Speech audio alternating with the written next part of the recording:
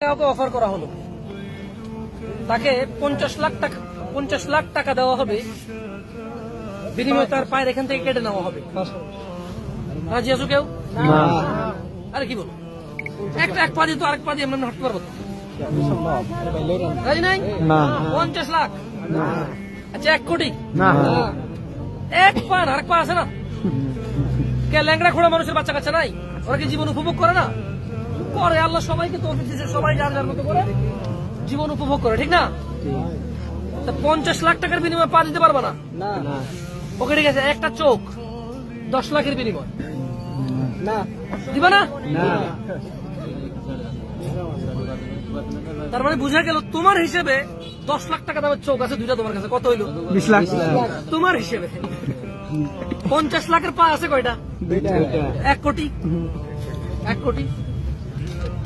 এগুলো তো তারপর রিপ্লেস করা যায়। যারা পায়ের বদলে তুমি প্লাস্টিকের পা লাগাইতে পারবা, লোহার পা লাগাইতে পারবা, কিন্তু আমাদের শরীরে এমন অনেক কিছু আছে যেটার রিপ্লেসমেন্ট নাই। যেমন হার্ট, হৃদয়, যেমন অনেক নার্ভ আছে, মস্তিষ্ক আছে, এগুলো কোনো রিপ্লেসমেন্ট নাই। কি নাই?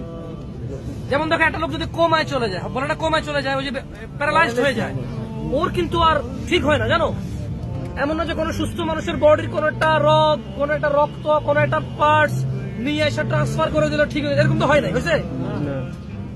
যারা প্যারালাইজড হওয়ার পরে ঠিক হয়েছে ওরা কারা? যাদেরকে থেরাপি দিছে, চিকিৎসা করছে, একটু এক্সারসাইজ করেছে, তারা হয়তো ঠিক হয়েছে। তাহলে তোমার হিসেবে তোমার কাছে পা আছে কয় টাকা দামের? 1 কোটি। এটা তোমার হিসেবে।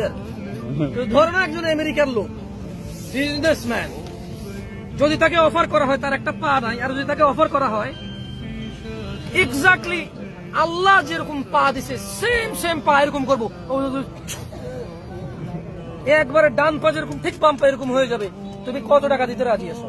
হয়তো সে বলবে আমার পুরো $100 মিলিয়ন, $50 মিলিয়ন আমি দিতে রাজি আছি, কারণ আমি চাই আগের মতো দৌড়াইতে, যেভাবে আমি আগে দৌড়াইতাম, যেভাবে আমি নিজের পায়ে নিজে উঠতাম, চলতাম, ফিরতাম, আমি চাই ওরকম দৌড়াইতাম। হয়তো ঠিক না?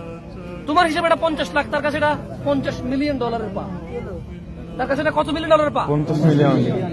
এগুলো কি রিজিক না?